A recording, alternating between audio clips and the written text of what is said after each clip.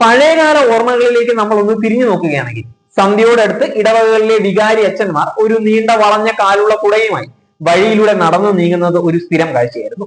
ആ യാത്രയിൽ ഇടവകയിലെ ആളുകളുമായി കുശലാന്വേഷണം നടത്തുന്നതിനും ഭവന സന്ദർശനം നടത്തുന്നതും വിശ്വാസികൾക്ക് എന്തെന്നില്ലാത്ത ഒരു ആശ്വാസം തന്നെയായിരുന്നു, സന്തോഷമായിരുന്നു.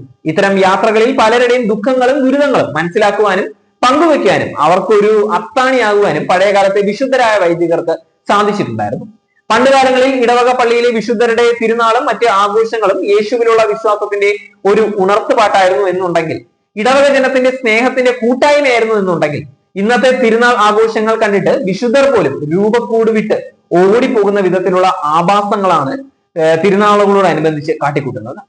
ആ കാലഘട്ടത്തിലെ വൈദികരുടെ വിശ്വാസികളുമായുള്ള ഊഷ്മളമായ വ്യക്തിബന്ധങ്ങൾ, ഇടവക എന്നാൽ ഒരു കുടുംബ ബന്ധത്തിന്റെ ചിന്തകളാണ് നമ്മുടെയൊക്കെ മനസ്സിൽ ഉണർത്തിയിട്ടുണ്ടായിരുന്നത്.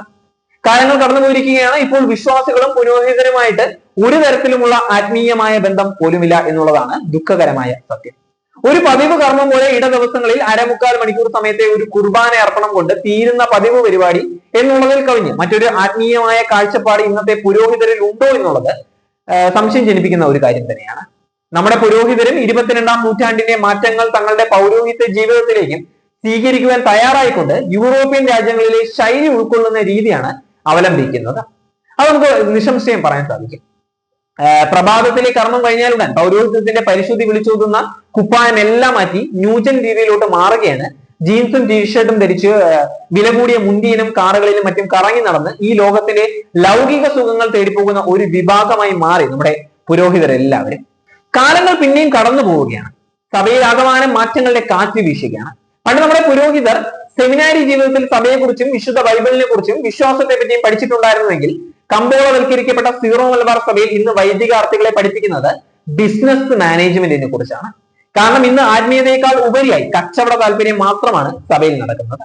ഇന്ന് യേശുവിന്റെ പ്രബോധനങ്ങളെക്കാൾ സഭയിൽ നടക്കുന്നത് സാമ്പത്തിക നേട്ടങ്ങളെ കുറിച്ചും അതിലൂടെ നേടാൻ സാധിക്കുന്ന ലാഭവീതത്തെ കുറിച്ചുമുള്ള ക്ലാസുകളും സെമിനാറുകളും തന്നെയാണ്.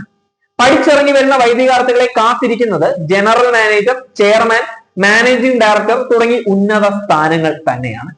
ഇടവക ഭരണത്തിലാണ് എന്നുണ്ടെങ്കിൽ എല്ലാവരുടെയും ലക്ഷ്യം വരുമാനം കൂടുതലുള്ള പള്ളികൾ തന്നെയാണ്. എല്ലാവരുടെയും ലക്ഷ്യം സാമ്പത്തിക നേട്ടം തന്നെയാണ്. ഇതിനിടയിൽ യേശുവിന് ഇവർക്ക് ആർക്കാണ് വേണ്ടത്?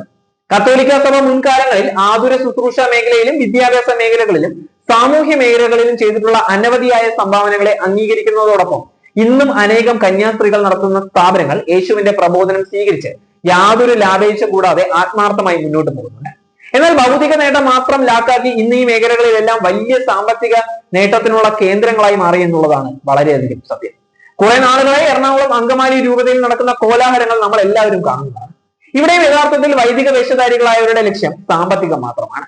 ഏകീകൃത കുർബാനയും ആലഞ്ചേരി പിതാവിനെതിരെയുള്ള ഭൂമി വിവാദവും എല്ലാം ഈ പറഞ്ഞ സാമ്പത്തിക നേട്ടത്തിനുള്ള ഒരു മൂപടം മാത്രമാണ്.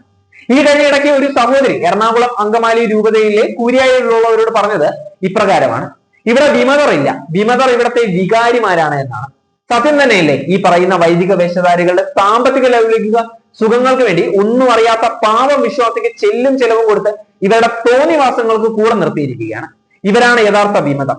എന്തായാലും ഈ ഭൗതിക സാമ്പത്തിക നേട്ടങ്ങളുടെ പിന്നാലെയുള്ള പരക്കം പാച്ചിലാണ് ഇന്ന് എറണാകുളം അങ്കമാലി രൂപതയിൽ നടക്കുന്നത് തന്നെ. പുരോഹിതരാണെന്ന് വിളിക്കാൻ യോഗ്യതയുള്ളവർ എത്ര പേരാണ് ഈ രൂപതയിലുള്ളത്? തനി തറ രാഷ്ട്രീയക്കാരെക്കാളും തരം താണ പുരോഹിത വേഷധാരികളാണ് ഈ രൂപതയിലുള്ള ഏറെയും ആൾക്കാർ. വെറുതെ 2000 വർഷങ്ങൾക്ക് മുൻപ് ഇതെല്ലാം അറിയാമായിരുന്നിട്ട് യേശു ഇവരെ നോക്കി പറഞ്ഞിട്ടുണ്ടായിരുന്നത് വെള്ളയടിച്ച കുഴിമാടങ്ങളെ എന്ന്. അന്ന് ജെറുസലേം ദേവാലയത്തിലെ പണം മറ്റാരേക്കാരെയും പ്രാവ് വിൽപ്പനക്കാരെയും മറ്റ് കച്ചവടക്കാരെയും ചാട്ടവാർ കൊണ്ട് പുറത്താക്കിയിട്ടുണ്ടായിരുന്നുവെങ്കിൽ ആ യേശു ക്രിസ്തു ഇന്ന് ഈ ഭൂമിയിലേക്ക് കടന്നു വരികയാണ് എന്നുണ്ടെങ്കിൽ ഈ വെള്ളയടിച്ച കുഴിമാടങ്ങളെ AK-47 തോക്ക് ഉപയോഗിച്ച് പുറത്താക്കിയതിന്. കാരണം യേശുവിന്റെ രാജ്യവും നീതിയും പ്രഘോഷിക്കാൻ സത്യം ചെയ്ത് വ്രതമെടുത്ത ഈ പുരോഹിതർ സാമ്പത്തിക നേട്ടങ്ങളുടെയും ലൗകിക സുഖങ്ങളുമേലുള്ള വിശ്വാസികൾക്ക് മുൻപിൽ പ്രഘോഷിക്കുന്നത് തന്നെ.